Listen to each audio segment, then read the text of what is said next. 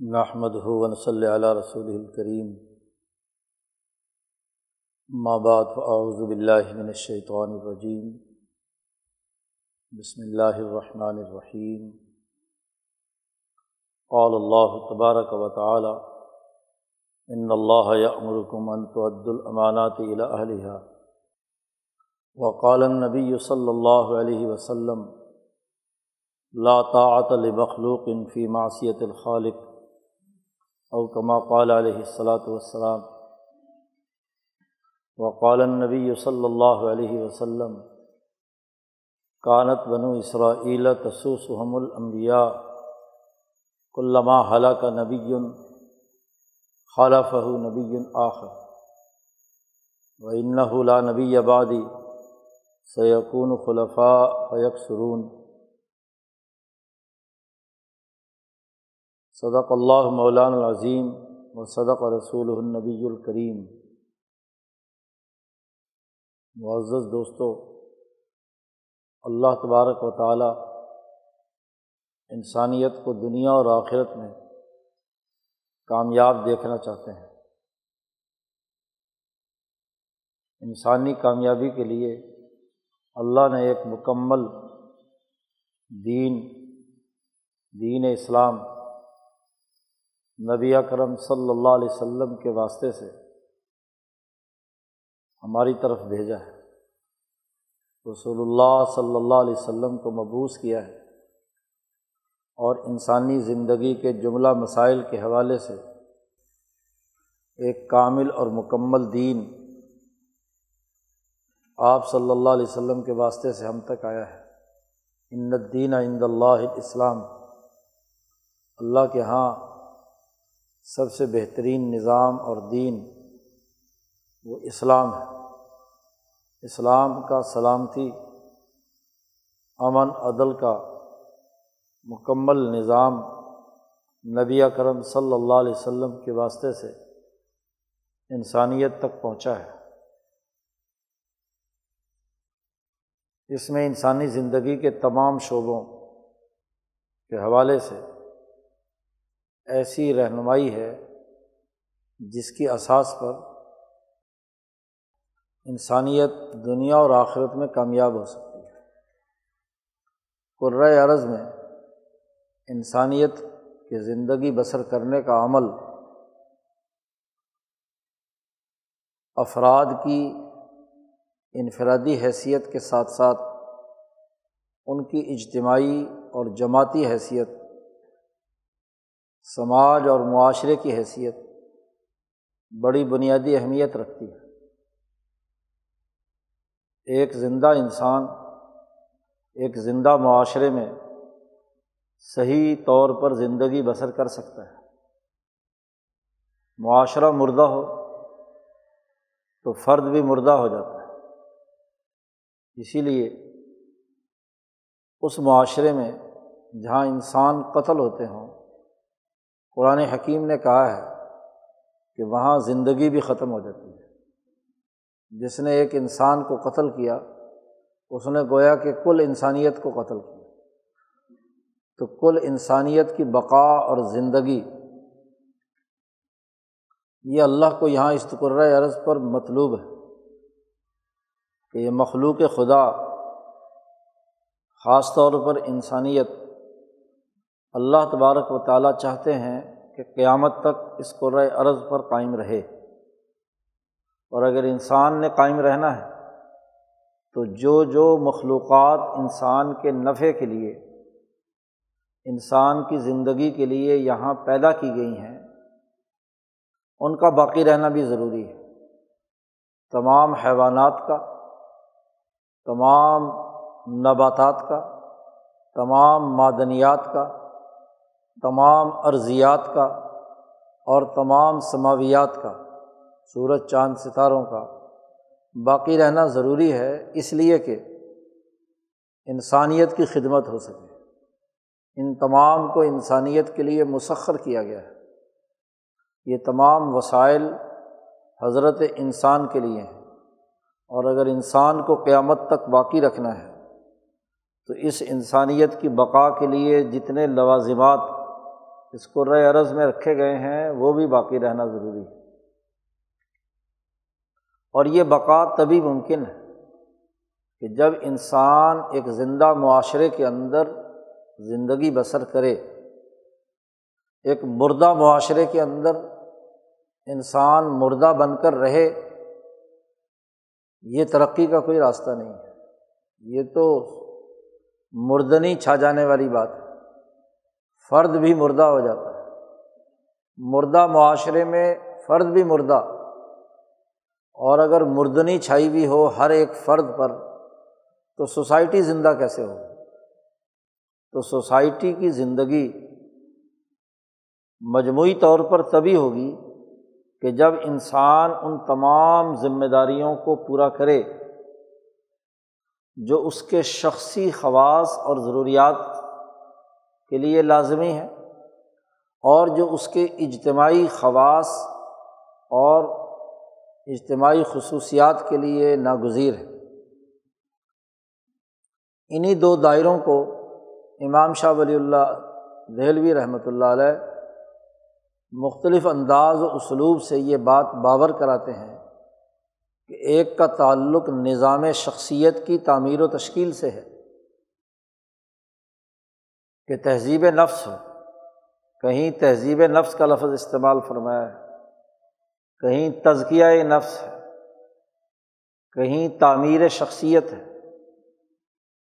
مختلف الفاظ استعمال کر کے فرد کے داخلی نظام کی درستگی کے لیے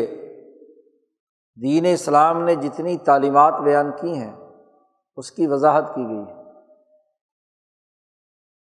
اسی طرح افراد کے مجموعے سے جو اجتماعیتیں وجود میں آتی ہیں، گھر سے لے کر بین الاقوامی نظام تک، اسے نظام المدینہ کہا جاتا ہے، شہری نظام، مملکت کا نظام، یا نظام تدبیر المنزل، گھریلو نظام، بین الاقوامی نظام جسے خلافت کہا جاتا ہے، مختلف عنوانات کے ساتھ وہ نظام جو افراد کی شیرازہ بندی کرتا ہے وہ انسانیت کے لیے انتہائی ناگزیر اور ضروری ہے کہ وہ نظام زندہ ہو، نظام مردہ نہ ہو۔ انسانی جسم بھی اپنی بقا کے لیے ایک نظام کا محتاج ہے کہ اس کا معدے کا نظام، اس کے گردے کا نظام، اس کے دل کا نظام، اس کے دماغی سسٹم، اس کے جسم کے تمام اعضاء کے جو ذیلی اور ضمنی نظام ہیں وہ پوری انسانی شخص کے تشخص کے شخصی نظام کے تابع پورے توازن و اعتدال کے ساتھ جاری ہوں تو وہ انسان درست قرار پائے گا، صحت مند ہوگا۔ اور اگر انسان کے جسم کا کوئی بھی نظام خراب ہو گیا، گردے ایک سسٹم کے تحت صحیح کام نہیں کر رہے، معدہ کھانا ہضم نہیں کر رہا، معدے کا نظام خراب ہو گیا، دل کی حرکات اور اس کارکردگی کا نظام خراب ہو گیا تو بیمار ہے، دماغی توازن خراب ہو گیا، اس کے تمام اجزاء صحیح طور پر کام نہیں کر رہے تو جنون اور پاگل پن کا دورہ ہے، مریض ہو گیا وہ۔ پھر یہ انفرادی طور پر سارے کے سارے اپنی جگہ پر ٹھیک ہوں، لیکن انسان کی جو طبیعت شخصیہ ہے جس سے یہ سب ایک دوسرے کے ساتھ جڑے ہوئے ہیں، ان میں کوئی خرابی پیدا ہو جائے تو تب بھی کیا ہے، انسان مریض ہے، صحت کی حالت سے نکل گیا۔ تو تہذیب نفس میں یا تزکیہ نفس میں یا تعمیر شخصیت میں جو نام بھی آپ رکھنا چاہیں رکھ لیں، تربیت کہہ لیں، انفرادی طور پر علم کے حصول کی بات کہہ لیں، تو دماغ درست ہوگا تو علم آئے گا، اعضاء صحیح ہوں گے تو عملی کام صحیح ہو سکے گا۔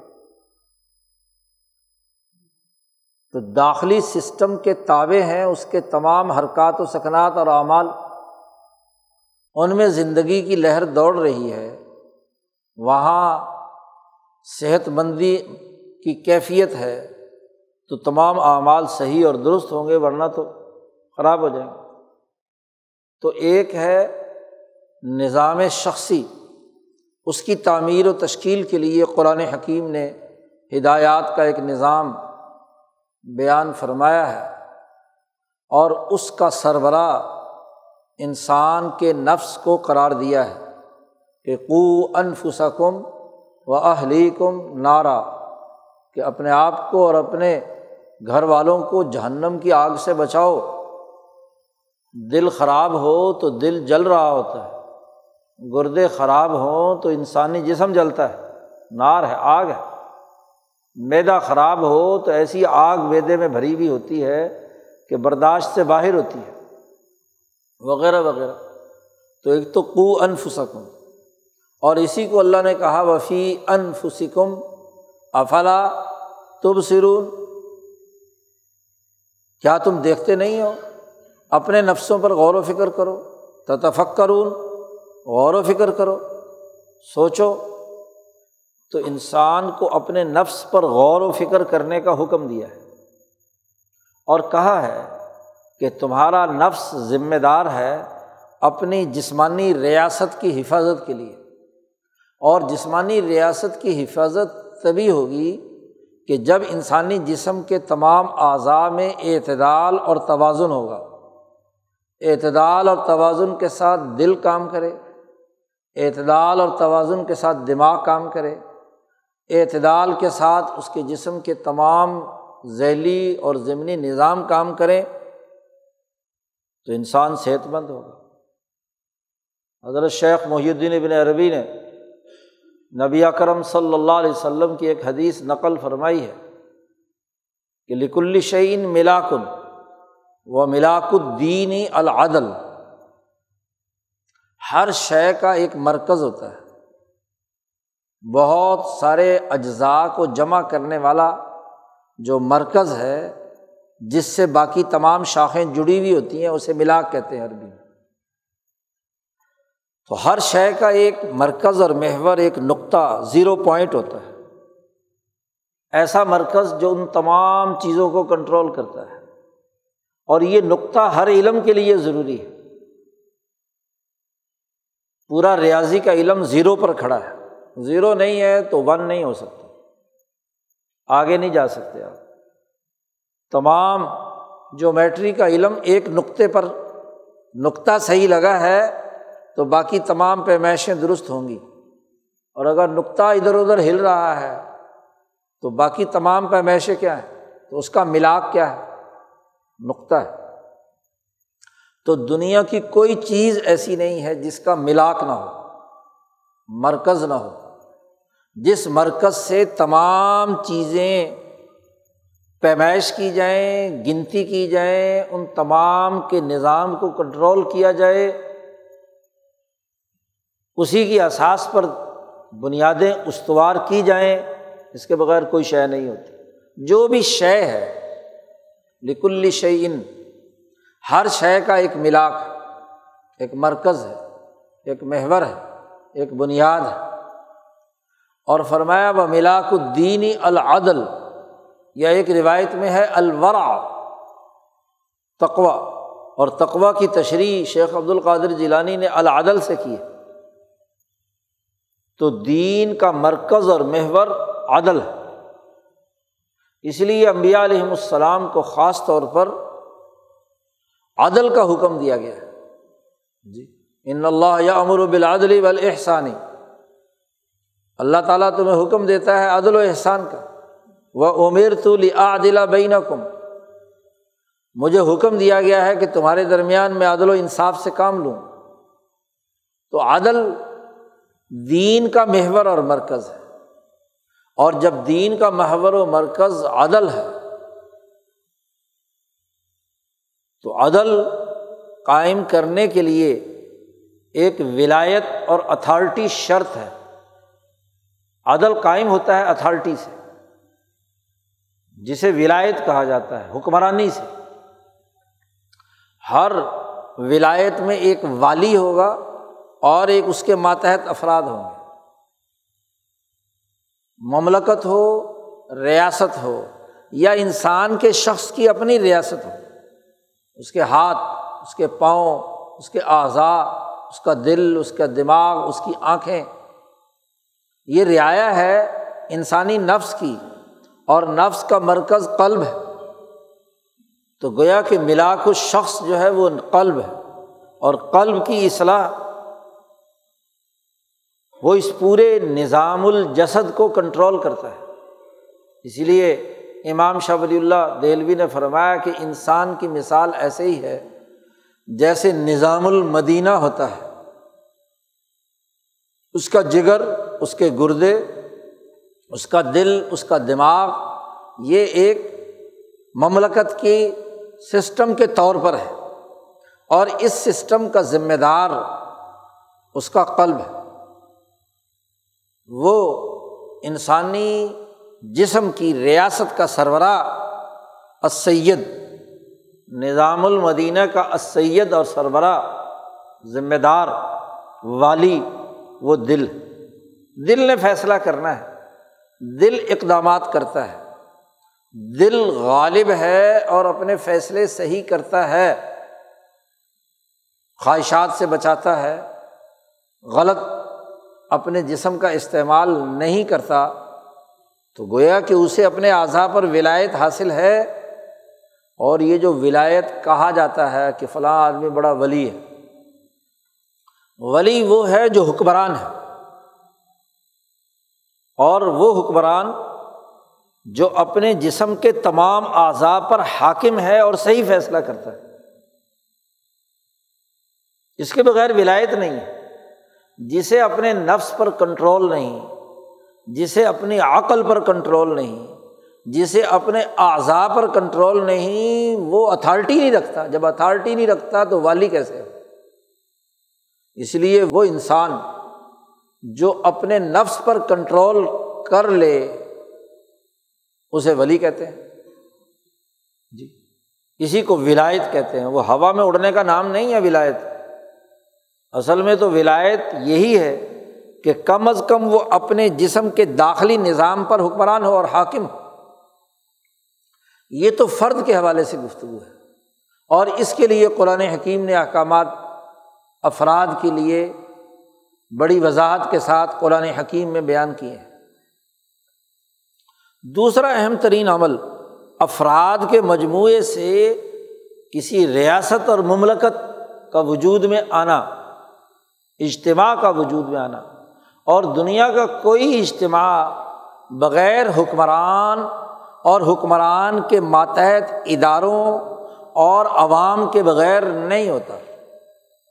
جس کو نبی اکرم صلی اللہ علیہ وسلم نے فرمایا کلکم راع وکلکم مسئول عن رعیتہ، تم میں سے ہر آدمی راعی ہے، حکمران ہے، سربراہ ہے، اور ہر ایک سے پوچھا جائے گا اس کی رعایا کے بارے میں، اس کے ماتحت لوگوں کے بارے میں۔ تو دین کا اہم ترین دوسرا شعبہ وہ نظام المدینہ سے تعلق رکھتا ہے، مملکت کے ریاستی نظم و نسق کے۔ اور جب مملکت کا ریاستی نظم و نسق قائم ہوگا تو اس میں اتھارٹی رکھنے والی حکمران طاقت کا ہونا ضروری ہے۔ حکمران طاقت سسٹم سے پیدا ہوتی ہے، سسٹم نہیں ہے کسی سوسائٹی میں، اجتماعیت نہیں ہے، کوئی ڈسپلن نہیں ہے، کوئی حکمران نہیں ہے، تو وہ پورا کا پورا معاشرہ انسانی نہیں کہلا سکتا، وہ جنگل کہلاتا ہے۔ بلکہ جنگل بھی ایک سسٹم کے تحت کام کرتا ہے، اپنی سطح کا، انسانی سطح کے اعتبار سے انتہائی کمزور اور ناقص، لیکن اس کا بھی اپنا ایک نظام ہوتا ہے۔ تو نظام کی بڑی بنیادی اہمیت ہے، فرد کی تعمیر و تشکیل کے لیے بھی، سوسائٹی کی تعمیر و تشکیل کے لیے بھی۔ نظام وہ طاقت ہے جس کے ذریعے سے اس سوسائٹی کے تمام لوگ ایک لڑی میں پروئے ہوئے ہوتے ہیں۔ حکمران طبقے اور عوام کے درمیان مشترکہ مقاصد و اہداف، اس کے حصول کے لیے جو انسانیت کی بقا اور انسانیت کی زندگی کے لیے ناگزیر اور ضروری ہوں، وہ پورا کرنا نظام شخصی بھی اور نظام مدنی کے لیے بھی ضروری اور لازمی ہے۔ نظام کا بنیادی تقاضا یہ ہے۔ تو شریعت کے وہ احکامات جن کا تعلق نظم مملکت سے ہے،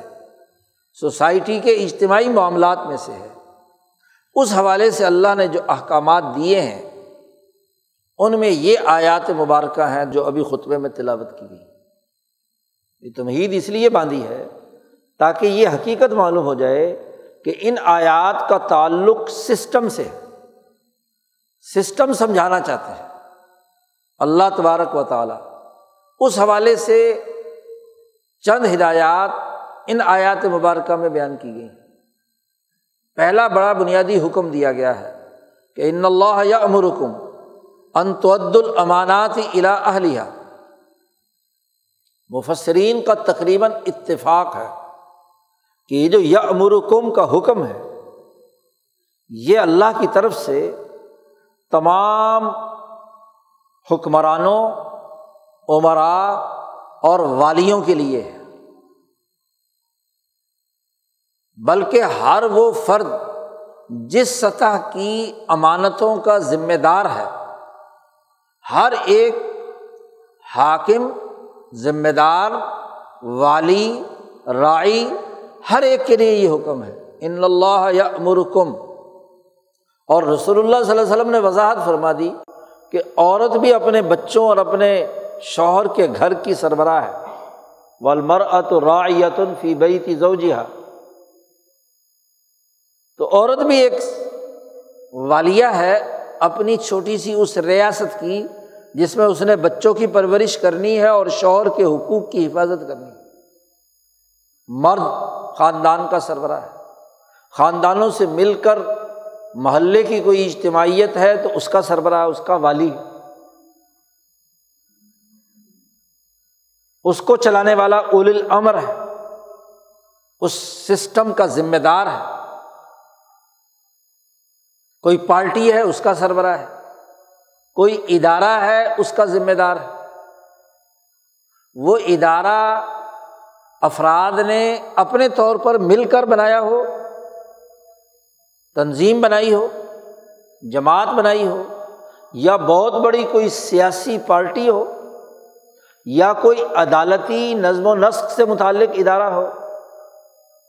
یا کوئی انتظامی نظم و نسق کو چلانے والا انتظامی ادارہ ہو،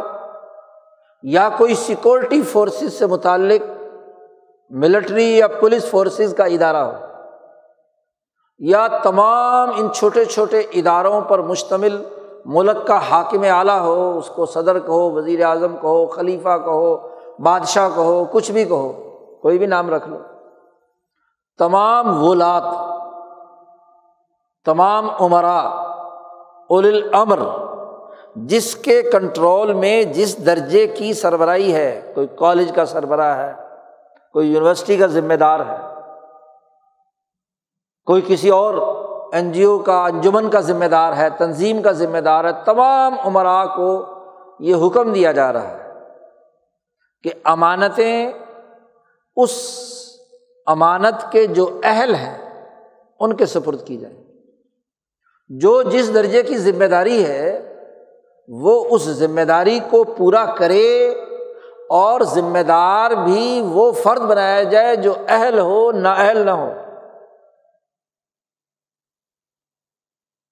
مالی امانتیں، مفسرین کہتے ہیں کہ مالی امانتیں بھی شامل ہیں، جانی امانتیں بھی شامل ہیں، اسی طریقے سے انتظامی امانتیں بھی شامل ہیں، فیصلہ سازی کے امور بھی ہیں۔ غرض کہ سوسائٹی کی جتنی ذمہ داریاں یا جتنے شعبے قیامت تک نئے سے نئے تخلیق ہوتے رہیں، وہ تمام امانتیں اس کے اندر شامل ہیں۔ اس کا جو بھی ذمہ دار ہو اس پر فرض ہے کہ وہ ان امانتوں کو صحیح اور درست طور پر ادا کرے، حتیٰ کہ سربراہ کی ذمہ داری یہ بھی ہے کہ جو امانت صحیح طور پر ادا کر رہا ہے اس کی امانت تو صحیح ادا کرے، لیکن اگر کسی نے غلطی اور کوتاہی سے خیانت کی ہے تو اس کے ساتھ بھی خیانت نہ کرے۔ نبی اکرم صلی اللہ علیہ وسلم کی حدیث ہے کہ ادِ الامانۃ من اؤتمن، تیرے ساتھ جو امانت کا معاملہ کر رہا ہے اس کے ساتھ تم امانت ادا کرو، ولا تخن لمن خانک، اور خیانت مت کرنا اس کے ساتھ جو تمہارے ساتھ خیانت کر رہا ہے۔ تمہارا کام ہے خیانت سے بچنا اور امانت کی ادائیگی کرنا۔ آپ دیکھیے کہ یہ امانت کا بنیادی تصور خود نبی اکرم صلی اللہ علیہ وسلم نے واضح کر دیا۔ پھر اس آیت کا شان نزول مفسرین بیان کرتے ہیں، امانت کی ادائیگی کے حوالے سے اس میں مسلم غیر مسلم کی تفریق بھی نہیں ہے، انسان ہے، کوئی بھی انسان، اس کی کوئی امانت ہے، اس کا کوئی حق ہے، وہ ادا کرنے کا حکم دیا گیا ہے۔ نبی اکرم صلی اللہ علیہ وسلم نے جب مکہ فتح کیا تو خانہ کعبہ میں آپ صلی اللہ علیہ وسلم داخل ہونا چاہا آپ نے، تو عثمان ابن طلحہ جو الحجبی تھے، خانہ کعبہ کے کنجی بردار تھے، مشرک تھے، رسول اللہ صلی اللہ علیہ وسلم نے ان سے چابی مانگی کہ تالا کھول دو، اس نے چابی دینے سے انکار کر دیا، اس وقت تک مشرک ہے۔ تو حضور صلی اللہ علیہ وسلم نے حکم دیا کہ اس سے زبردستی چھین لو، چابی لے لی۔ حضرت علی رضی اللہ تعالیٰ عنہ نے چابی اس کو نیچے گرایا، اسے چابی چھین لی، تالا کھولا، نبی اکرم صلی اللہ علیہ وسلم خانہ کعبہ میں داخل ہوئے، 360 بت نکال کر باہر پھینکے اور پھر اس کی صفائی کر کے رسول اللہ صلی اللہ علیہ وسلم نے وہاں نماز پڑھی۔ راوی کہتے ہیں کہ رسول اللہ صلی اللہ علیہ وسلم نماز پڑھ کر جب خانہ کعبہ سے باہر دروازے پہ آ رہے تھے تو یہ آیت پڑھ رہے تھے، ان اللہ یأمرکم ان تؤدوا الامانات الی اہلہا۔ جن لوگوں نے پہلی دفعہ سنی انہوں نے کہا کہ شاید ابھی نازل ہوئی ہے، دوسرے مفسرین کی رائے یہ کہ یہ پہلے نازل ہو چکی ہے۔ بہرحال پہلے بھی نازل ہو چکی ہو تو اس موقع پر حکم دیا گیا، کیوں؟ جب یہ چابی چھینی گئی، فتح ہو گیا، تو فاتح کی ذمہ داری ہے کہ وہ چابی کسی کو بھی دے۔ تو حضرت علی بھی خواہش مند تھے کہ چابی مجھے مل جائے۔ ہر صحابی جو قریشی خاص طور پر ہیں وہ چاہتے تھے کہ خانہ کعبہ کی خدمت ہمارے سپرد ہو، کنجی برداری کی۔ تو بہت سارے لوگ خواہش مند تھے، لیکن اللہ نے حکم دیا، ان اللہ یأمرکم ان تؤدوا الامانات الی اہلہا۔ آپ صلی اللہ علیہ وسلم جب خانہ کعبہ سے نیچے اتر رہے ہیں، تالا لگوا دیا، تو آپ صلی اللہ علیہ وسلم نے فرمایا کہ عثمان کہاں ہے، جن سے چابی لی تھی؟ ان کے خاندان میں قدیم زمانے سے چلی آ رہی تھی یہ چابی، تو ان کی ذمہ داری تھی کنجی برداری۔ حضور نے عثمان کو بلایا اور ان کو چابی واپس دے دی۔ اس وقت تک تو مشرک ہیں، کافر ہیں، دنیا بھر کے بین الاقوامی قانون کے تحت فاتح کو یہ حق حاصل ہے کہ اپنی مفتوحہ چیز کے بارے میں جو چاہے فیصلہ کرے۔ خود مکہ کے مشرکوں کا یہی قانون اور ضابطہ تھا، تو کسی عالمی قانون کی خلاف ورزی نہیں تھی۔ لیکن آپ صلی اللہ علیہ وسلم کو اللہ نے حکم دیا، یہ آیت جبرائیل نے دوبارہ یاد کرا دی، اگر پہلے نازل تھی اور یا اسی وقت نازل ہوئی، کہ ان کی امانتیں ان کو واپس لوٹا دو۔ تو آپ صلی اللہ علیہ وسلم نے چابی دی عثمان کو، تو عثمان بڑے حیران کہ حضور صلی اللہ علیہ وسلم نے مکہ فتح کر لیا، اور ان کے اخلاق یہ ہیں کہ جو پہلے سے سسٹم چلا آ رہا تھا اور اس کے مطابق چابی میرے پاس تھی، تو آپ صلی اللہ علیہ وسلم نے چابی مجھے، میرا حق مجھے واپس مل گیا، جبکہ خواہش مند بہت سارے تھے۔ تو فوراً انہوں نے کلمہ پڑھ لیا، مسلمان ہو گئے۔ تو کہنے کا مقصد یہ ہے کہ امانت کی ادائیگی میں مسلم غیر مسلم کا بھی کوئی فرق نہیں، جو بھی کسی ریاست کا شہری ہے، انسان، اس کے جتنے بھی حقوق ہیں وہ ادا کرنا حکمران طبقے کے لیے لازمی ہے۔ تو ایک تو یہ حکم دیا گیا ان تؤدوا الامانات الی اہلھا، اور پھر ساتھ ہی ایک بڑا حکم دیا گیا کہ اگر تم انسانوں کے درمیان تمہیں فیصلہ کرنے کا موقع ملے، اذا حکمتم بین الناس، انسان کہا ہے، بین المسلمین نہیں کہا کہ مسلمانوں کے درمیان فیصلہ کرنا پڑے، انسانوں کے درمیان بلا تفریق، رنگ، نسل، مذہب، کسی عقیدے کا ہے، کسی نسل کا ہے، کسی مذہب کا ہے، انسانوں میں کوئی جھگڑا ہو رہا ہے تو انتظامی افسر، پارٹی کا سربراہ، ملک کا حکمران، ملک کے اداروں کے سربراہان، ان کی ذمہ داری ہے کہ ان تحکموا بالعدل، فیصلہ عدل کی بنیاد پر کریں گے، کیونکہ نظام المدینہ، امانتوں کا خاص طور پر نظام اور ذمہ داریاں، اس کا ملاک، اس کا مرکز العدل، دین کی اساس العدل ہے، عدل کی اساس پر فیصلہ ہوگا۔ یہ نہیں دیکھا جائے گا کہ مقدمہ لڑنے والا اور مقدمے کا دفاع کرنے والا دونوں کا مذہب کیا ہے، نسل کیا ہے، عقیدہ کیا ہے، زبان کیا ہے، نہیں، انسانی بنیاد کو سامنے رکھ کر ان تحکموا بالعدل، حکمرانوں کو یہ ہدایت دی ہے۔ اور اس ہدایت کے بعد اللہ نے کہا یہ بہت اچھی نصیحت تمہیں کی ہے، بہت اچھا حکم ہے، یہ وہ نصیحت اور وعظ نہیں ہے کہ ایک کان سے سنو اور دوسرے کان سے نکال دو۔ اللہ کا وعظ اور اللہ کی نصیحت حکم ہوتا ہے، اسی لیے حکم دیا ان تؤدوا الامانات، ادا کرو امانتیں۔ یہ نصیحت یہ نہیں کہ چاہے ادا کرو یا نہ کرو، امانتیں پورا کرو یا نہ کرو، نہیں، نعما یعظکم بہ، اللہ خوب سن بھی رہا ہے تمہارے فیصلوں کو اور دیکھ بھی رہا ہے تمہاری امانتوں کے حوالے سے، اس کے پاس تمہاری ویڈیو بھی بن رہی ہے اور آڈیو بھی بن رہی ہے، کیونکہ وہ سمیع بھی ہے اور بصیر بھی ہے، دونوں چیزوں کا ریکارڈ اس کے پاس ہے کہ تم نے امانتیں ادا کی، خیانت تو نہیں کی۔ میاں بیوی کا تعلق ہو، بچوں اور ماں باپ کا تعلق ہو، گھر کا نظام ہو، یا ایک فرد کی ذات کا معاملہ ہو، اس نے اپنے کسی عضو کے ساتھ زیادتی تو نہیں کی، اپنے کسی سسٹم کو غلط استعمال تو نہیں کیا، نعما یعظکم بہ۔ تزکیے کا مطلب ہی ہے کہ آپ اپنے ہاتھ سے انسان دوست کام کریں گے، عدل والا، انسان پر ظلم کرنے والا کام نہیں کریں گے، پاؤں چل کر تمہارے ظلم کے پھیلاؤ کے لیے استعمال نہ ہوں بلکہ عدل کے کاموں کے لیے استعمال ہوں۔ تمہاری آنکھیں، تمہارے کان، تمہارا دل، تمہارا دماغ، تمہارا علم، تمہارا شعور، تمہارا فکر، تمہارے تمام چیزیں وہ عدل کی اساس پر اور امانتوں کی ادائیگی، چیزوں کا حق کی ادائیگی کی بنیاد پر ہوگا،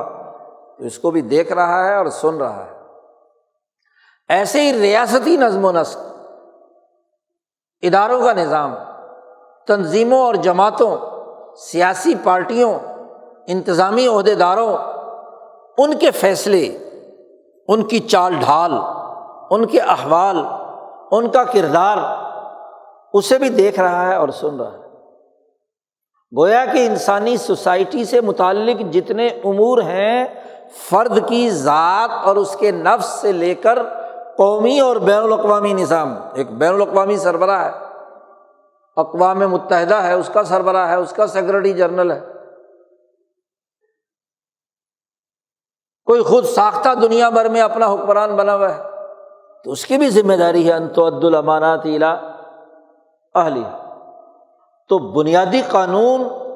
انسانی معاشرے کا اس آیت مبارکہ میں بیان کر دیا۔ اب یہ حکم تو تھا سربراہان کو،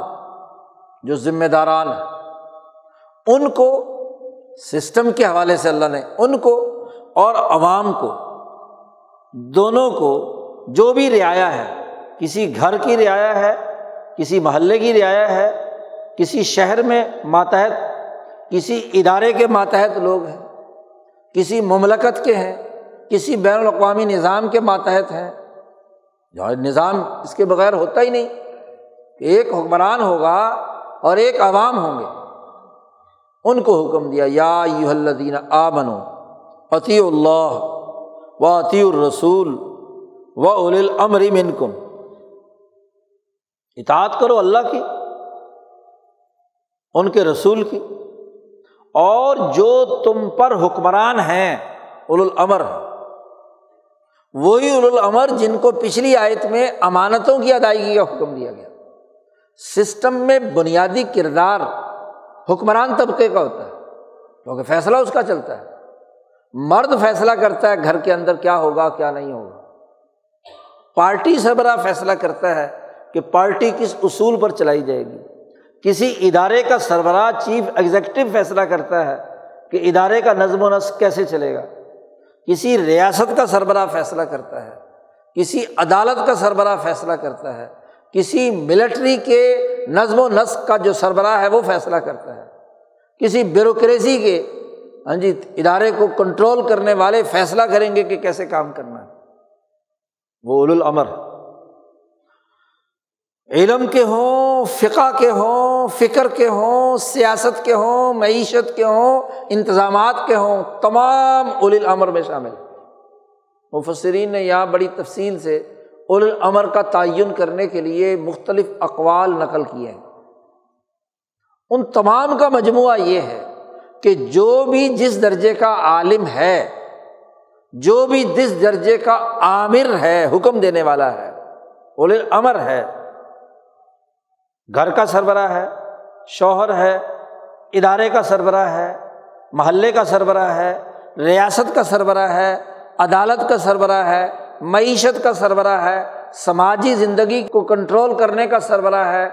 بین الاقوامی ممالک کے درمیان تعلقات کا سربراہ ہے، وہ تمام کے تمام اولو الامر شامل ہیں۔ اور وہی نہیں، تمام علماء، فقہاء، تمام دانشور، تمام ادیب، تمام ذمہ داران وہ بھی شامل ہیں۔ اس لیے کچھ مفسرین نے یہاں اولی الامر سے مراد فقہاء لے لیے کہ جی اس سے مراد علماء ہیں، فقہاء ہیں، کوئی پیر ہے، کوئی رہنما ہے، کوئی لیڈر ہے، جو بھی ہو تمام کے تمام اس اولی الامر میں شامل ہیں۔ ان کی اطاعت کرو، ان کی اطاعت کرنے کا حکم دیا گیا ہے، لیکن اللہ، رسول اور اولی الامر تین دائرے بنائیں گے ہیں۔ کائنات کا عالمگیر نظام چلانے والی اتھارٹی ذات باری تعالیٰ کی، اس لیے سب سے پہلے اللہ کی اطاعت ضروری ہے، اس کے بعد رسول اللہ صلی اللہ علیہ وسلم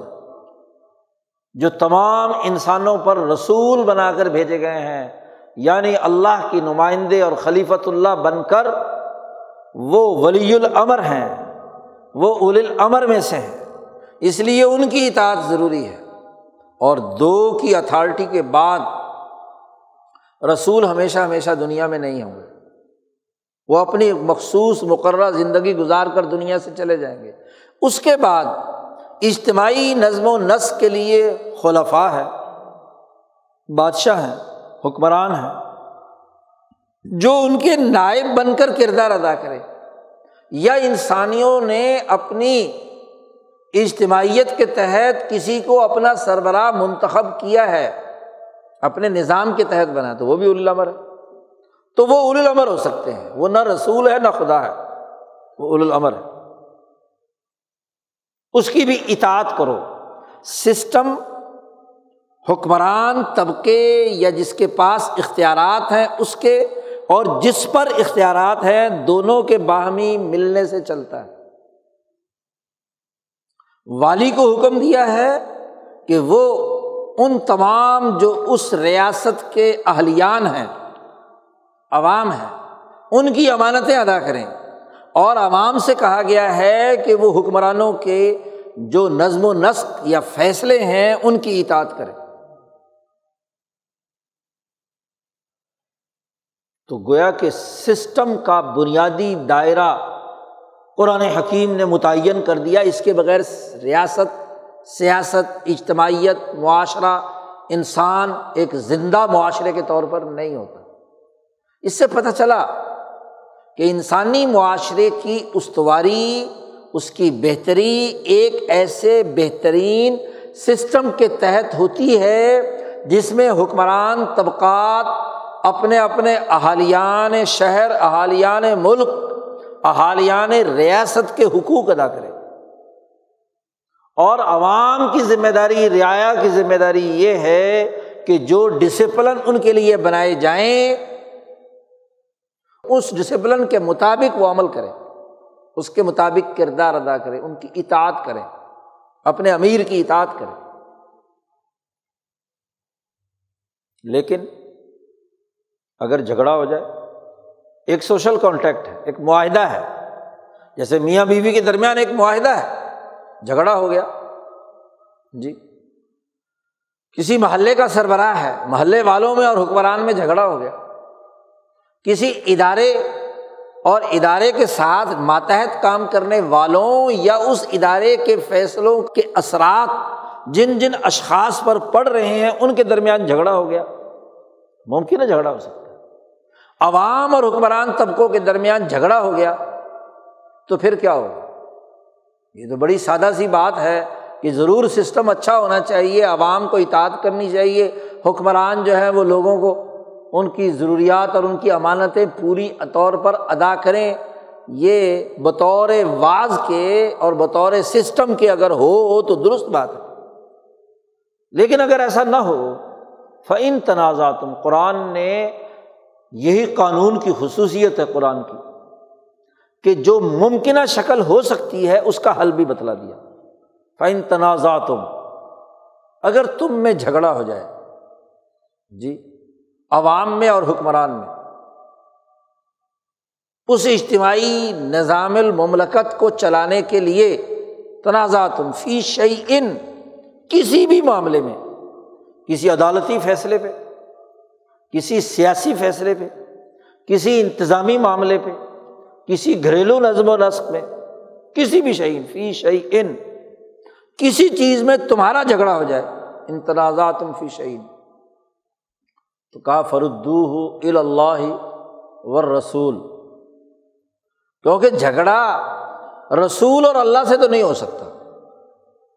اللہ سے جھگڑا نہیں ہو سکتا، ایمان والوں کو حکم دے رہے ہیں نا، اللہ سے بھی جھگڑا نہیں ہو سکتا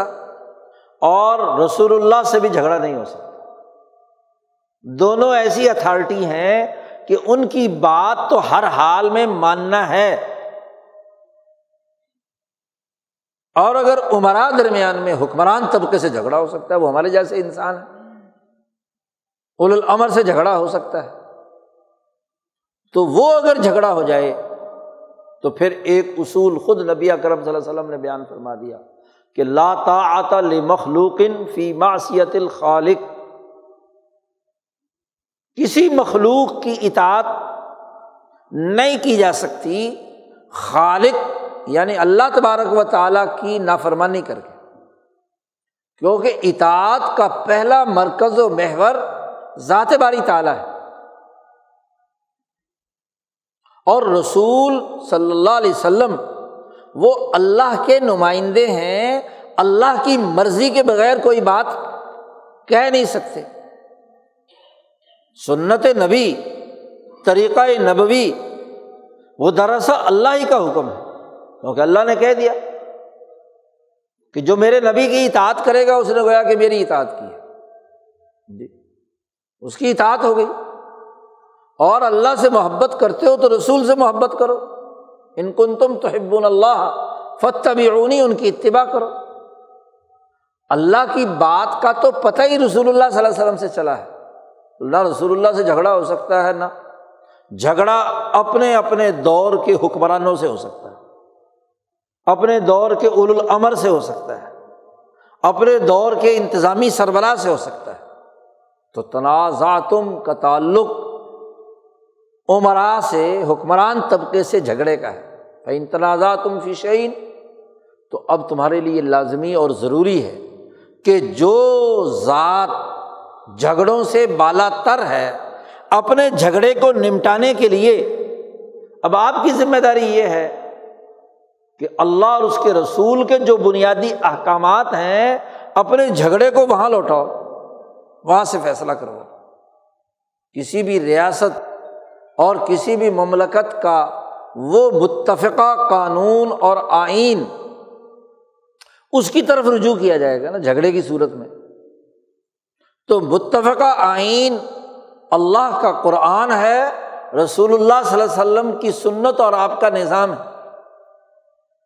جھگڑا ہو جائے تو ادھر رجوع کرو، اس کے مطابق فیصلہ ہو۔ اب آپ دیکھیے ان آیات مبارکہ میں واضح طور پر نظام مملکت، ریاست اور سیاست اور اجتماعیت سے متعلق ایک بنیادی ہدایت اللہ پاک نے واضح کر دی، بیان کر دی۔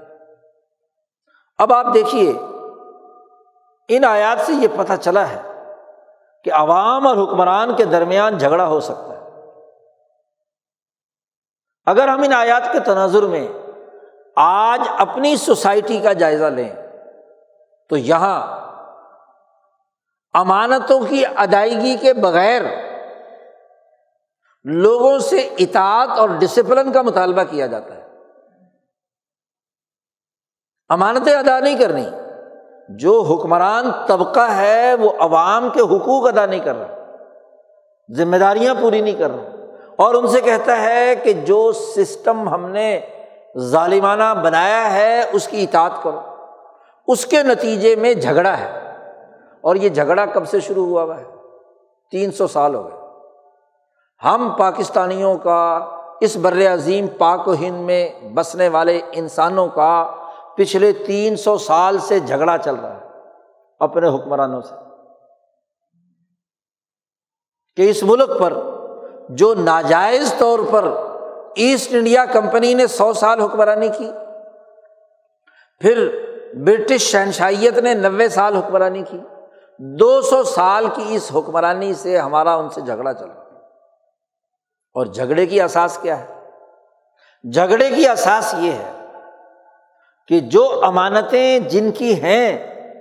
ان کو دینے کے بجائے ان میں خیانتوں کا ایک عالمگیر نظام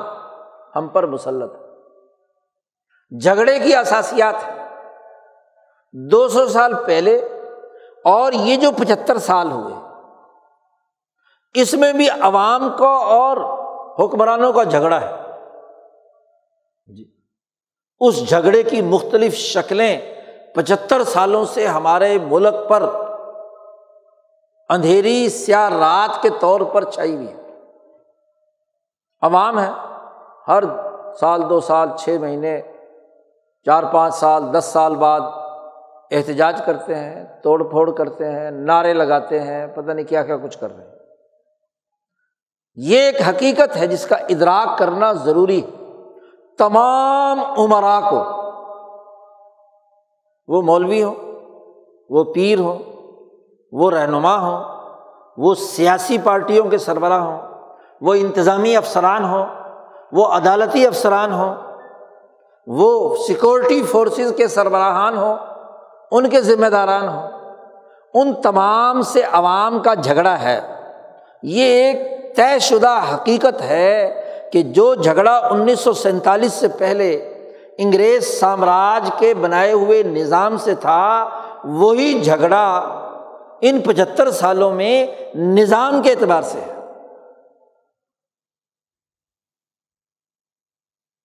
عقل و شعور کے ساتھ یہ بات سمجھنی بڑی ضروری ہے کہ 1947 تک دستور، آئین اور بنیادی ڈھانچہ مسلمہ طور پر غلامی کا تھا۔ ڈکلیئرڈ ہم غلام تھے، اور کمپنی اور برطانوی بادشاہت وہ ہم پر مسلط تھی ناجائز طور پر، اس کے ضابطے، اس کے احکامات ہم پر مسلط تھے 200 سال براہ راست غلامی میں۔ پاکستان بننے کے بعد دنیا کے دستور، دنیا کے آئین کے مطابق ایک آزاد پاکستانی ریاست باقی ریاستوں کی طرح وجود میں آ گئی 14-15 اگست کی درمیانی رات 12 بجے، اور دنیا کی نظروں میں دستوری طور پر ایک الگ ملک جو بظاہر آزادی حاصل کر چکا ہے، جس کو ان حکمران طبقوں نے جنہوں نے غلام بنا رکھا تھا، اپنی پارلیمنٹ کے ایک قانون کے تحت 2 آزاد ملک بنا دیے، ہندوستان اور پاکستان۔ دستوری اور آئینی طور پر ایک ریاست الگ ہو گئی، اور ایک مسلسل عمل کے ذریعے سے ایک آئین اچھا برا بھلا جیسا بھی ہے بن گیا۔ آزادی کی ظاہری شکل وجود میں آ گئی، اقوام متحدہ میں وہ ایک ملک کے طور پر رجسٹرڈ ہو گیا، یہ حقیقت ہے۔ آگے چلیے، بات چل رہی ہے ایک ایسے آزاد مملکت کی کہ جس کے اندر سسٹم غلام ہے، نظام غلام ہے۔ نظام المدینہ اصل ہوتا ہے، نظام المملکت اصل ہوتی ہے۔ سوسائٹی میں تمام افراد کے لیے امانتوں کا ایسا نظام ہو کہ ان کی امانتیں انہیں مل جائیں، امین لوگ امراء ہوں، امین لوگ ہی رعایا ہوں، امین لوگوں کے تحت ہی عدالتی، معاشی، سیاسی، سماجی اور سیکورٹی کی ذمہ داریاں ادا کرنے والے ادارے وجود میں آئیں۔ تو کہنے کو آزاد، لیکن سسٹم کے طور پر وہی حالت جو غلامی کے زمانے میں تھی۔ اس بنیاد پر یہاں اولو الامر کے ساتھ پاکستانی عوام کا جھگڑا ہے۔ وہ اس مولوی سے بھی ہے جو اس سسٹم کا اعلی کار ہے، وہ اس پیر سے بھی ہے جو اس سسٹم کا نمائندہ ہے، وہ اس سیاستدان سے بھی ہے جو امانتیں ادا نہ کرنے والے سسٹم میں ذمہ داریاں نبھا رہا ہے، وہ اس عدالتی افسر سے بھی ہے، وہ اس سیکورٹی افسر سے بھی ہے، وہ اس بیوروکریٹ سے بھی ہے، اس معاشی سسٹم کو چلانے والے وزیر سے بھی ہے، اس پورے ملک کے تمام امور کو انجام دینے والے وزیر اعظم سے بھی ہے، صدر سے بھی ہے۔ تمام سے عوام کا جھگڑا ہے، اور اس جھگڑے کا تعلق دستوری نہیں ہے، آئینی نہیں ہے، اس جھگڑے کا تعلق سسٹم سے، اس کا تعلق نظام المدینہ سے، نظام ریاست سے ہے۔ جب تک اس جھگڑے کی حقیقت نہیں سمجھی جائے گی، اس وقت تک اس آیت پر پورا عمل نہیں ہو سکتا۔ خالی یہ واضح کہہ دینا کہ جی اللہ نے چونکہ کہا ہے اطیعوا اللہ و اطیعوا الرسول و اولی الامر منکم، جو تمہارے میں سے امر بنا دیے گئے ہیں، چاہے وہ اولو الامر حافظ ہوں یا حافظ نہ ہوں، سید ہوں یا غیر سید ہوں، وہ عالم ہوں یا غیر عالم ہوں، وہ مولانا ہوں یا کوئی مسٹر ہو، وہ کوئی وکیل ہوں یا انجینئر ہو، صرف یہ کہہ دینا کہ چونکہ اولی الامر ہے لہٰذا اس اولی الامر کی اطاعت کرو، تعریفوں کے پل باندھنا جی یک طرفہ، اور عوام کو برا بھلا کہنا کہ ان کا کام ہے، ایک مزدور کیوں اٹھ رہا ہے، ایک کسان کیوں اٹھ رہا ہے، ایک آٹا مانگنے والا آٹے کے لیے شور کیوں مچا رہا ہے، اسے حکومت کے سسٹم کے اندر رہ کر کام کرنا ہے، اس کو یہ واضح کہنا کہ مقدر میں تیرے یہ کچھ لکھا ہوا تھا، اس لیے تو اپنے مقدر کو لے اور باقی چھوڑ، لٹیرے لوٹتے رہے، نظام کی خرابی رہے، تو کوئی سسٹم نہ بنایا جائے، بنیاد نہ ہو، طریقہ کار نہ ہو، کوئی پروسیجر نہ ہو، وہی غلامی کا نظام موجود ہو، تو ایسی صورت میں عوام سے یہ مطالبہ کرنا کہ اولو الامر کی اطاعت کرو، وہ تو نبی اکرم صلی اللہ علیہ وسلم نے خود کہہ دیا لا طاعۃ لمخلوق فی معصیۃ الخالق۔ جھگڑے کی بنیادی اساسیات 4 باتیں کہ ہمارا سسٹم، عدالتی سسٹم، سیاسی سسٹم، معاشی سسٹم، سیکورٹی سسٹم، مذہبی سسٹم، علم و فتوے کا سسٹم، وہ آزاد ہونا چاہیے۔ وہ کسی دوسرے ملک، کسی دوسرے فکر، کسی سرمایہ داری نظام یا کسی سوشلسٹ نظام کا غلام نہیں ہونا چاہیے۔ یہ جھگڑا ہے، وہ جھگڑا آزادی کا ہے، حقیقی آزادی کا ہے کہ جس کی اساس پر ہمارا سسٹم اپنے فیصلے خود کرے۔ صرف دستور میں لکھ دینے سے کہ ایک آزاد ریاست مملکت پاکستان قائم ہو گئی، یہ کافی نہیں ہے۔ سسٹم آزاد ہو، اس کا کوئی انتظامی افسر اے سی سے لے کر اسٹیبلشمنٹ سیکرٹری تک، سول جج سے لے کر سپریم کورٹ کے جج تک، ایک سپاہی سے لے کر صوبے کے آئی جی اور وزارت داخلہ کے افسران تک، ایک فوجی سپاہی سے لے کر فوج کے تمام سربراہان تک، ایک کسی مسجد کے چھوٹے امام سے لے کر اسلام آباد کی سب سے بڑی مسجد کے خطیب تک، ایک چھوٹے مدرسے سے لے کر بڑے مدرسے کے چلانے والے مفتی اور لیڈر اور رہنما تک، ایک چھوٹی سی پیری مریدیہ خانقاہ سے لے کر بڑے سے بڑے پیر تک۔ ضرورت کیا ہے کہ اس کا سسٹم وہ اپنے ماتحت لوگوں کے فیصلے کرتے ہوئے، ان پر کوئی حکم جاری کرتے ہوئے، کوئی نوٹیفیکیشن جاری کرتے ہوئے، ان کا کردار متعین کرتے ہوئے، ان کو کوئی فتویٰ دیتے ہوئے، ان کے لیے کسی بھی قسم کا کوئی حکم جاری کرتے ہوئے وہ ملک اور ریاست کے مفاد کو سامنے رکھے، کسی دوسرے کی ڈکٹیشن قبول نہ کرے۔ آزادی۔ ردوہ الی اللہ والرسول۔ جھگڑے کی پہلی بنیاد نظام کا غیر ملکی طاقتوں، اغیار کے تسلط سے آزاد ہونا ہے، اور اس آزادی کو اگر ہم ردوہ الی اللہ والرسول، اللہ اور اس کے رسول کی طرف لوٹائیں جھگڑے کو، تو اس جھگڑے کا فیصلہ اللہ نے کر دیا، اس کے رسول نے کر دیا کہ انبیاء علیہم السلام کو اللہ نے بھیجا انسانوں کے آزادی کے لیے۔ موسیٰ علیہ السلام کو بھیجا جا کر کہو فرعون کے مقابلے میں ان ارسل معنا بنی اسرائیل، بنی اسرائیل کو آزادی دو۔ جی عمر فاروق نے فرمایا متی استعبدتم الناس وقد ولدتہم امہاتہم احرارا، کب سے تم نے غلام بنانا شروع کیا؟ اللہ نے تو ان کو پیدا کیا تھا آزاد۔ جھگڑے کی پوری بنیاد 200 سال دستوری اور آئینی جھگڑا بھی تھا برطانیہ سے، سامراج سے، اور سسٹم کا بھی جھگڑا تھا۔ ملک بننے کے بعد دستور کے اور ظاہری طور پر دنیا بھر کے مملکت کو تناظر میں ایک آزاد ملک بن گیا، وجود میں آ گیا۔ اب جھگڑا جو ہے وہ سسٹم کا ہے کہ نظام عدالت، نظام سیاست، نظام معیشت، نظام سیکورٹی فورسز کا وہ ایک آزاد قوم کے شایان شان ہونا چاہیے، غلام قوم کے طور پر نہیں۔ یہ جھگڑا ہے۔ اب اس جھگڑے سے ہٹا کر لوگوں کو چھوٹے چھوٹے جھگڑوں میں، دیوبندی، بریلوی، اہل حدیث، شیعہ، ان جھگڑوں میں، برادریوں کے جھگڑوں میں،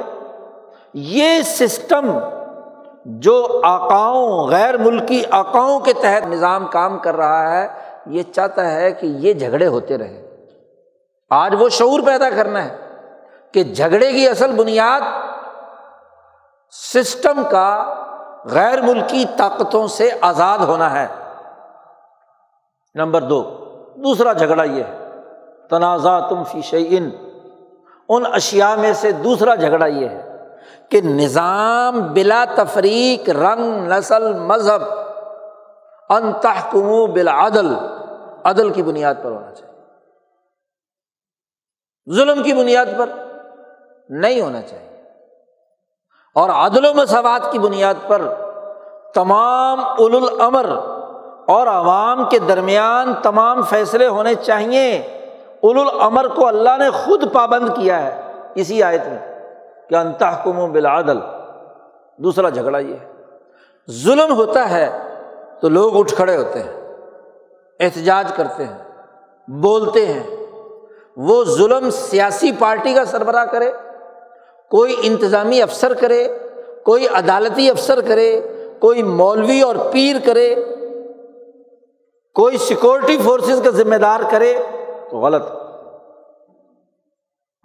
اس کو جو اولو الامر بنایا ہے،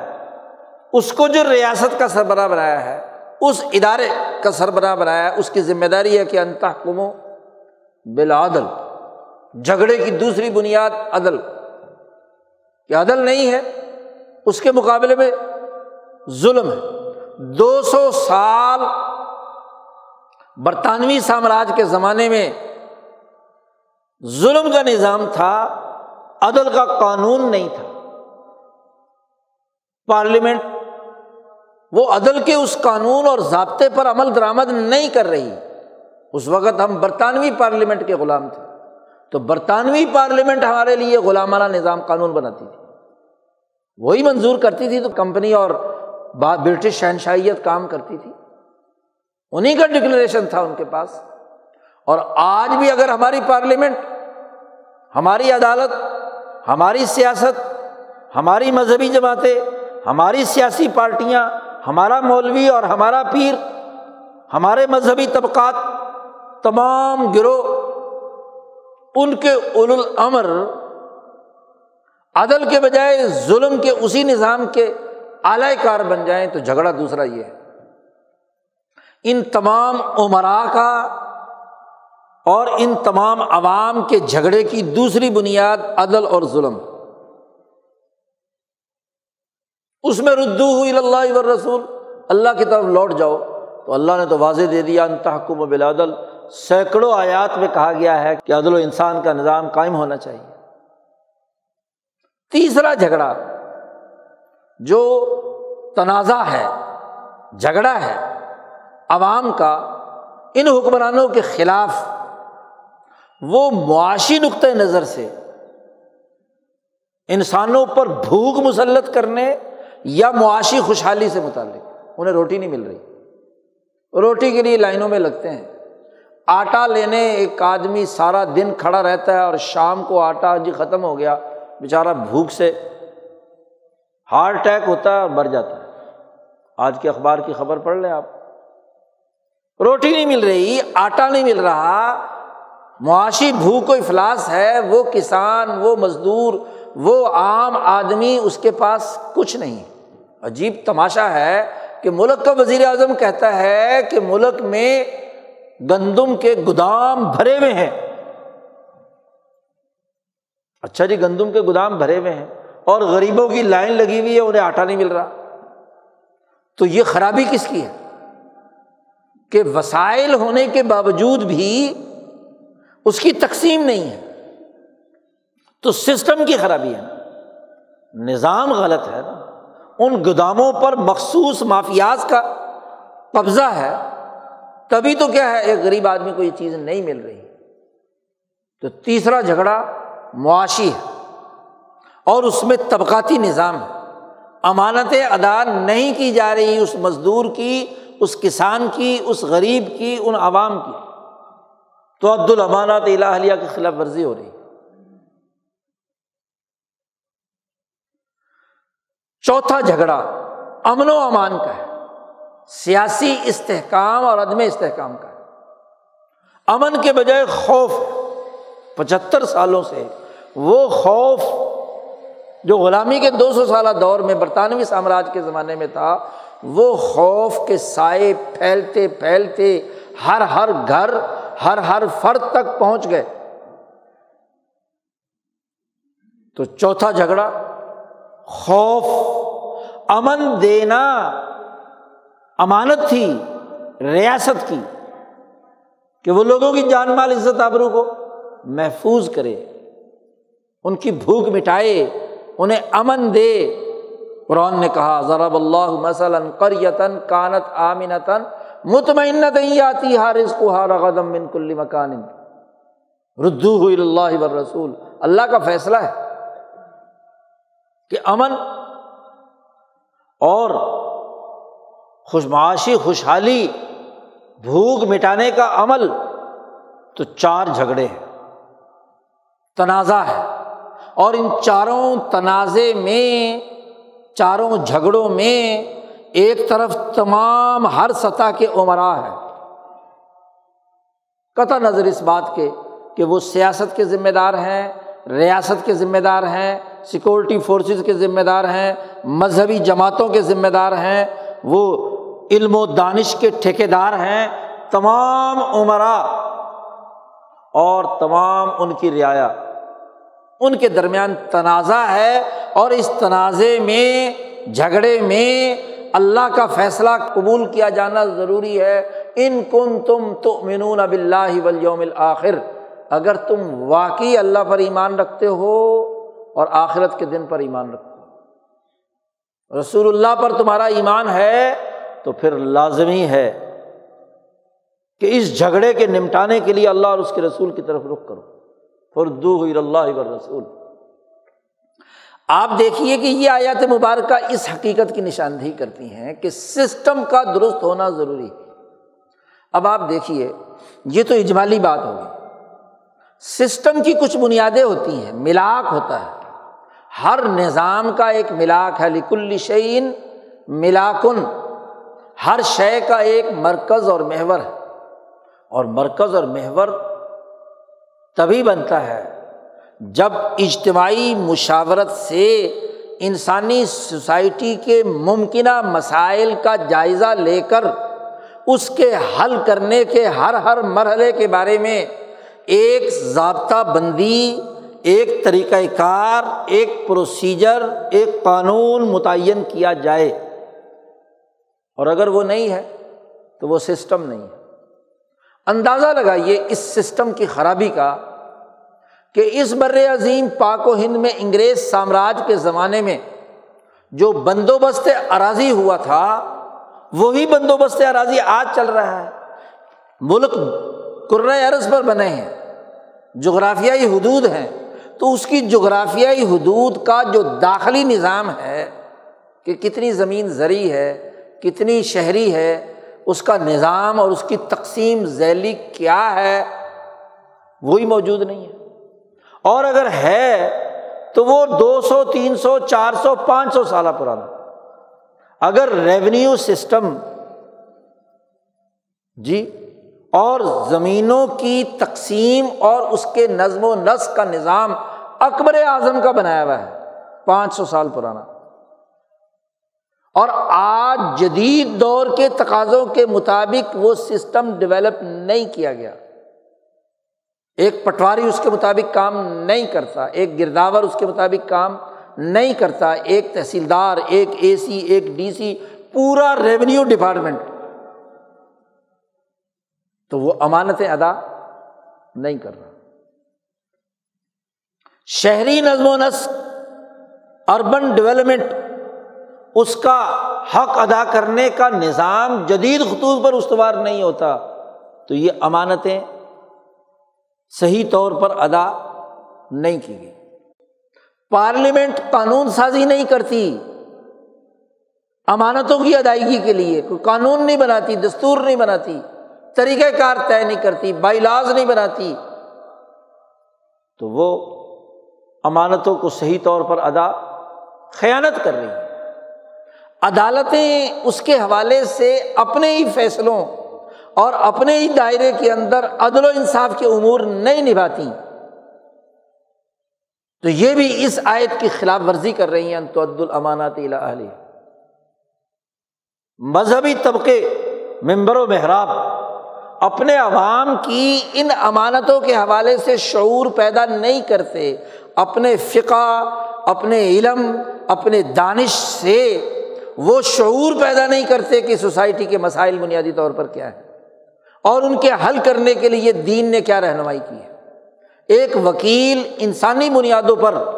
قانون کی تشریح نہیں کرتا، وہ اس سسٹم کا اعلی کار ہے۔ ایک انتظامی افسر جس شعبے کا سربراہ ہے اس شعبے کے انتظامی مسائل کے حل کرنے کے لیے صحیح ضابطہ بندی نہیں کرتا اور اپنے شعبے میں آنے والے عوام کے حقوق، ان کو امن، ان کو عدل اور انصاف فراہم کرنے کے لیے ضابطہ بندی نہیں کرتا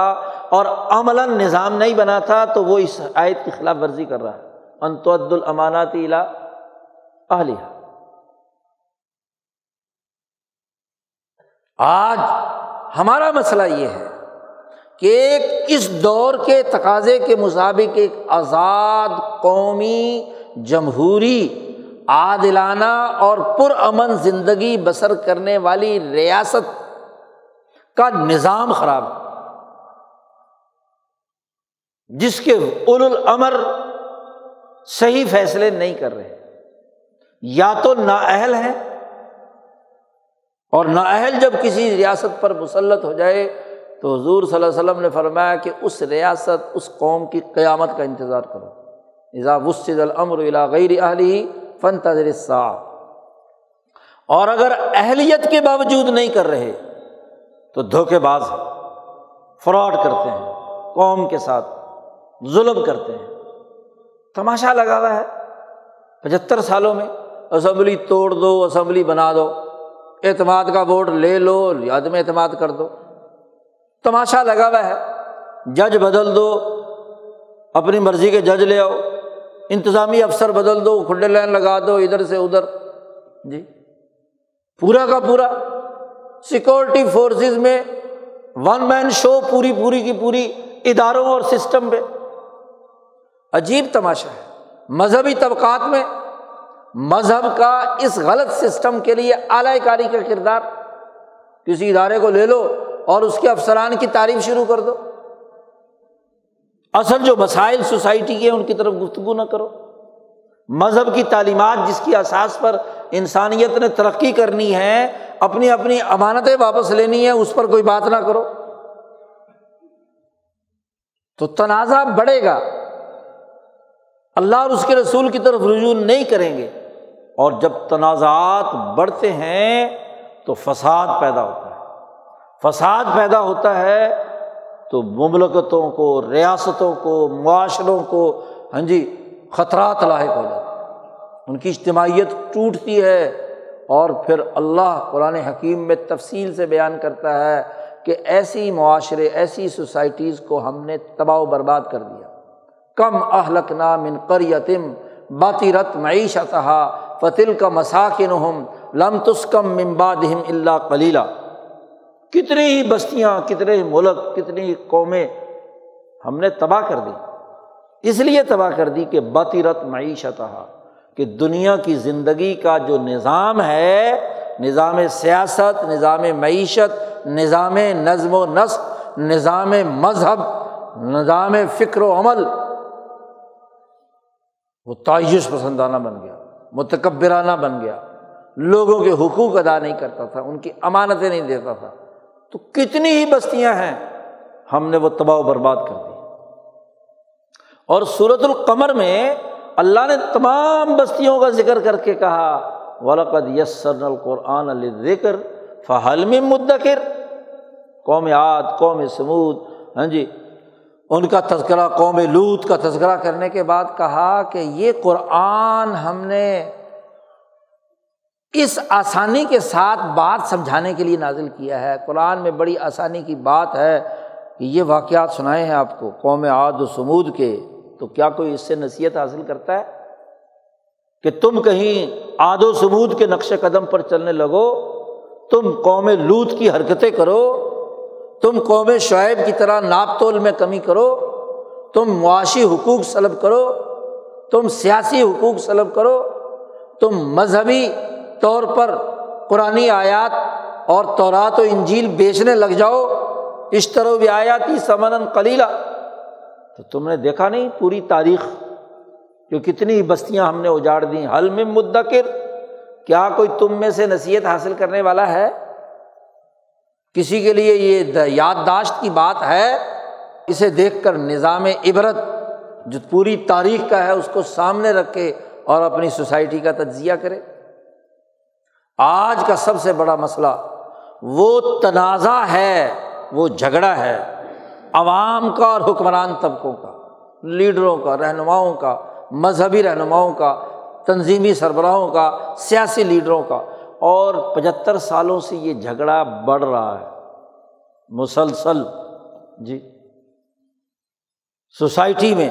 جو نظام المدینہ ہے اس کو درست کرنے کی فکر نہیں ہے، تو اس کے نتیجے میں سوائے ملکوں قوموں کی تباہی کے اور کچھ نہیں۔ قرآن حکیم کا پیغام نصیحت حاصل کرنا ہے، اس حقیقت کو سمجھنا ہے، اس تنازع کی گہرائی میں جانا ہے، اور یہ مطالعہ نظام کی بنیاد پر ہوگا۔ نظام سے ہٹ کر جب بات کی جائے گی تو اصلاح نہیں ہو سکتی۔ مرض نظام میں ہے، اور ہمیں بتلایا جاتا ہے کبھی کچھ کبھی کچھ کبھی کچھ، ہاں جی، کوئی پارٹیوں کی افتراق و انتشار، کوئی مذہبی فرقوں کا افتراق و انتشار، کوئی اداروں کی لڑائیاں اور جھگڑے۔ غضب خدا کا ایک ہی وزارت ہے، وزارت توانائی، اور اس وزارت توانائی کے 2 ڈویژن ہیں، ایک گیس کو کنٹرول کرنے والی کمپنی ہے اور ایک بجلی بنانے والی پاور کمپنی ہے۔ دونوں کے درمیان جھگڑا ہو رہا ہے، دونوں ایک وزارت کے ماتحت ہیں، ایک حکومت کے اندر ہے۔ ان جھگڑوں کا فیصلہ وزارت نہیں کر سکتی، ریاست نہیں کر سکتی، ملک پاکستان کی کوئی عدالت نہیں کر سکتی۔ دونوں کا مقدمہ پچھلے 10-15 سال سے لندن کی عدالت میں چل رہا ہے، وہ فیصلہ کرے گی کہ ان دونوں میں سے حق پر کون ہے۔ دونوں سرکاری کمپنیاں ہیں، کوئی پرائیویٹ بھی نہیں ہے۔ اس سے بڑا سسٹم کی خرابی اور اس کے منہ پر کالک اس کے علاوہ اور کیا ہو سکتی ہے کہ خود ریاست کے ادارے اپنے فیصلہ کرانے کے لیے اپنے گورے آقاؤں کے پاس جا رہے ہیں، وہاں کی عدالت میں مقدمہ لڑ رہے ہیں۔ ایک کمپنی وہاں گئی اور دوسری بھی، اور ایک کمپنی نے کروڑوں روپے ان وکلاء کے لیے فیس رکھی ہے،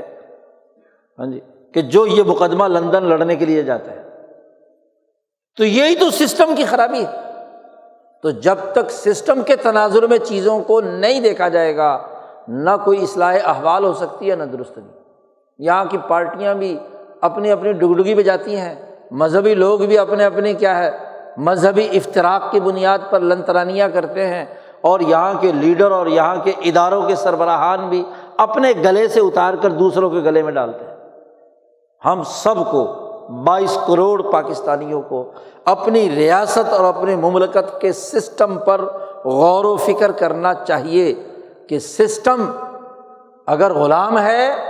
سسٹم عدل پر نہیں ظلم پر ہے، سسٹم بد امنی کی آگ پھیلا رہا ہے، سسٹم بھوک بانٹ رہا ہے، تو یہ غلط ہے۔ اس سسٹم کو آزاد ہونا چاہیے، عادلانہ ہونا چاہیے، امن پیدا کرنے والا ہونا چاہیے، معاشی خوشحالی پیدا کرنے والا ہونا چاہیے، تب تو ریاست اور اجتماعیت برقرار رہے گی۔ ورنہ تو خدا نہ خواستہ اگر ہمارے یہی لچھن رہے تو نتیجہ دنیا بھر میں جو آتا ہے ظاہر ہوتا ہے۔ قرآن نے گزشتہ قوموں کے تاریخی واقعات کے تناظر میں وہ آئینہ دکھایا ہے۔ اللہ تعالیٰ ہمیں اسے دیکھنے اور اپنے آپ کو درست کرنے، اپنے اعمال کا تجزیہ کرنے، اپنے اجتماعی معاملات کا شعور حاصل کرنے کی توفیق عطا فرمائے۔ وآخر دعوانا الحمد للہ رب العالمین۔